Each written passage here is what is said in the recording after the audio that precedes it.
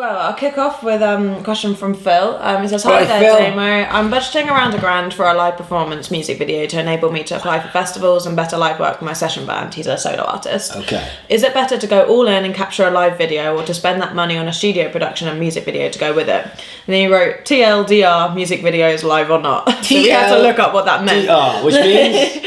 Too late, didn't read.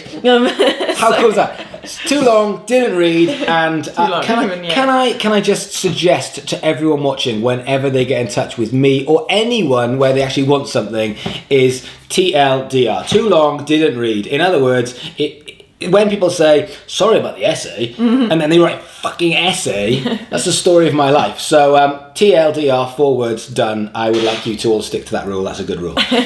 Okay, so the question is, he's got £1,000. Yeah. That is a lot of money for one video. So here is my advice before you do this. My advice is, firstly, just think carefully before you spend £1,000 on a music video, whether it's live or whether it's a music video. Just because we are living in a time, from a consumption point of view, of stuff going in and coming out, you know. So people will watch it and go, no, that's nice. So £1,000 is a lot. And if it's going to get you that reach, if it's going to really look after your audience, if it's going to start building your audience, great. But will it do that? Will it be an ego thing that you're really, really proud of? And can you do it for cheaper? Well, the answer to that is absolutely, most certainly, you can do it for cheaper. And there are a lot of very, very creative people. So if you look at this show setup, for example, we're just in a corner of one of the rooms in the office. We've set it up, we've stuck some stuff on the wall to try and make it look as cool as possible. And the camera we've got is a Sony AX, in case you are a geek. But we've got a couple of cameras, but you can buy like a Canon. What is it, Sarah? D60, S60, F60, something 60. It's a Canon. It's a Canon. Don't really care. But you can buy a Canon camera for, you know, hundreds of pounds now, as opposed to thousands of pounds of what it used to be. And with a couple of lights, so we've just got a couple of lights going at the moment, really, really cheap setup. And so what that means is you don't have to do that, but what it means is there are a lot of people that will do that because they are doing a photography course or a videography course and are looking to do this. And obviously they don't have that huge experience, but what they will have is they will have that energy and creativity that you will get. So and £1,000 is a lot. You know, I know 4 or 5 really, really good videographers in Brighton, like really, really good ones, who have had videos put out, you know, on Scuzz and a few other channels, who wouldn't be charging that. So I think at the moment, firstly, be careful, unless that £1,000 is going to go into everything. Is going to go into the venue, the promotion of if you need to get people there, the wardrobe of what you're going to wear, makeup artist, you know, everything in the whole package. And the other day, I won't mention any names, but I saw a video shoot for £2,500.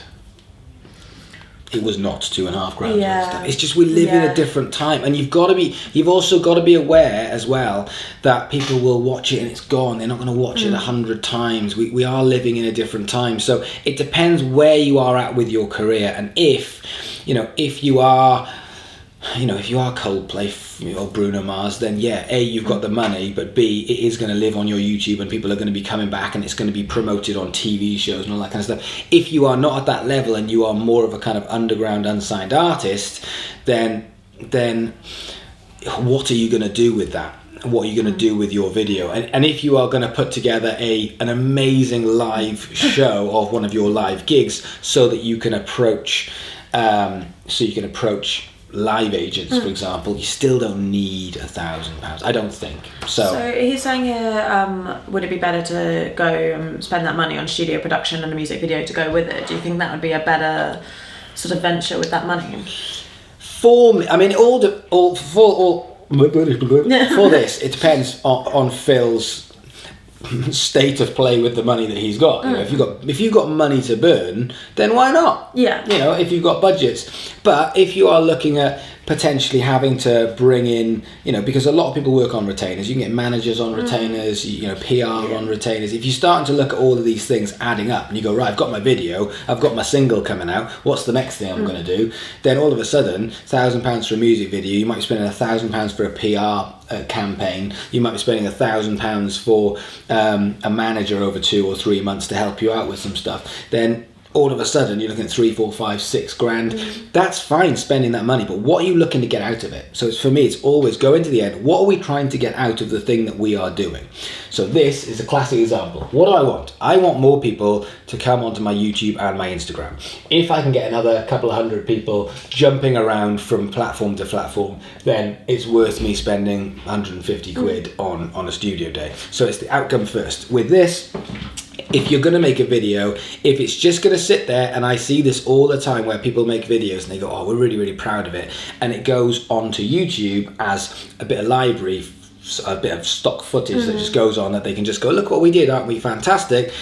Then it's not enough. You need to do those things, but you don't need to do them for £1,000 a pop, because what happens in a month's time when you do your next one? Because people are consuming this stuff faster and faster and faster, and there's things are forgotten about. Absolutely, yeah. So unless you are planning on spending £1,000 a pop for the next one and the next one and the next one and the next one, then where's the momentum going to come from? One thing that doesn't happen in this industry is you don't put a video out and then someone just goes, oh, that's it, fantastic, Bruno Mars level. It's a slow burn nowadays, and it needs a lot of momentum, and everything, the social media, how much you're performing, the videos that you're doing, the content you're putting out, the way you're engaging, building with your audience. Now that we know Facebook's not helping us so much, are you going to have money for boosting? Because if you're on Facebook and you want to actually market on Facebook, it's going to cost you money, stat period. That's just the way that it is.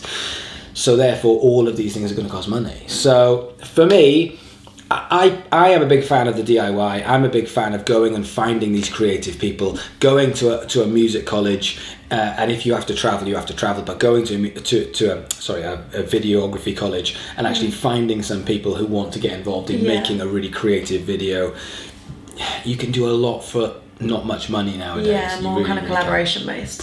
If you have found someone that you just think, but the person who's doing this video, if it's someone like Sitcom Soldiers and they're doing you a massive discount, then great, but it's got to be in the big picture. So at the moment we're looking at one tiny aspect, and this is the amount of stuff that we've got to do, and that video is this much. So all of a sudden, what about all the rest of the stuff? Do you have budgets for that? How is the video going to fit into all that? If you are going to go to the next part of the question, which is it better to capture a live video or spend the money on a studio production? I don't think it makes too much difference for me. I think what this is about building momentum. This is about someone seeing it and wanting to share it and remark on it and come with you on your journey. So it's whatever you think suits. I don't think there's a right or wrong answer to that. Okay.